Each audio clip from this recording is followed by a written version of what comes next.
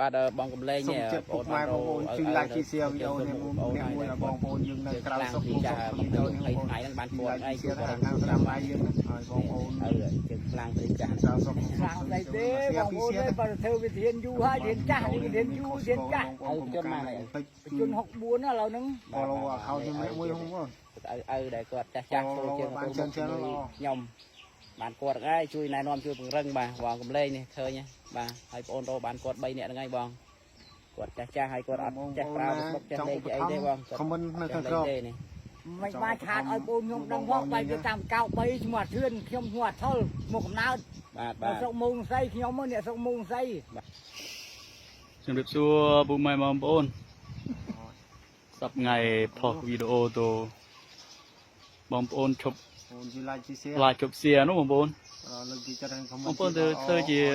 ជួយចុចឡាយជប់សៀវិញបងប្អូនអើយផុសគាត់មានអ្នកមើលផងខ្លាំងវិញបងប្អូនអើយខ្មែរគ្នាឯងខ្មែរឆ្លាញ់អ្នកដល់ហើយបងប្អូនពេលណាទេសាក់អត់ឡើងទេអើយឡើងតែភ្នំចេះបើសិនតែសាក់ឡើងដូចឡើងភ្នំចេះដូចមិនសូវយ៉ាប់ខ្ញុំចង់និយាយចឹងដែរតែខ្ញុំក្រែងចិត្តតោគេដឹងអស់ហើយ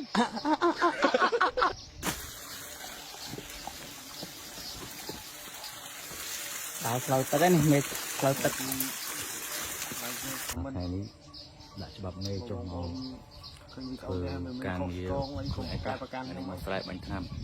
ព្រៃឆ្នាំមុនរវល់តែធ្វើសង្គ្រាមបងប្អូនពេលយ៉ាងហើយស្រូវស្រែជួលគេធ្វើអស់ដល់ពេលជ្រុតហើយស្រូវថោកសោះគេអត់រួចហើយឆ្នាំនេះខ្ញុំឃើញថាសូមស្នើសុំទៅដល់ខាងក្រសួងកសិកម្មខាងក្រមការងារក្រសួងកសិកម្មឥឡូវព្រំដែនមានបងជួមុខកំពុងការពារថ្នាក់ដឹកនាំរបស់យើងកំពុងដោះស្រាយហើយឥឡូវសូមស្នើដល់បងក្រសួងកសិកម្មមកជួយរੂទីផ្សារឲ្យប្រជាពលរដ្ឋយើងផងបើឆ្នាំនឹងត្រូវថោកដូចឆ្នាំមុនទៀតចប់ហើយមួយដៃខ្យល់ហើយអត់ដឹងថាធ្វើអីទេព្រោះអីប្រទេសរបស់យើងវាវិស័យកសិកម្មនេះវាសឹងតែ 80% ឯងពឹងផ្អែកទៅលើវិស័យកសិកម្មដើម្បីជីវភាពបើ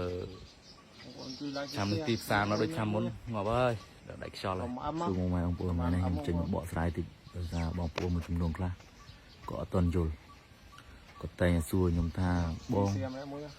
ពេលថៃឈ្លានពានយើងពេលវាឌឺរោរឿងយើងមិនយើងបាញ់វាទៅទុកទៅអីយើងខ្លាចអីបងប្អូនទៅចាំថាពួកខ្ញុំអ្នកនៅជួរមុខនេះពួកខ្ញុំអ្នកបាញ់ស្រាប់ហើយបងប្អូនអត់ខ្លាចទេរឿងបាញ់បោះតែបងប្អូនត្រូវចាំថា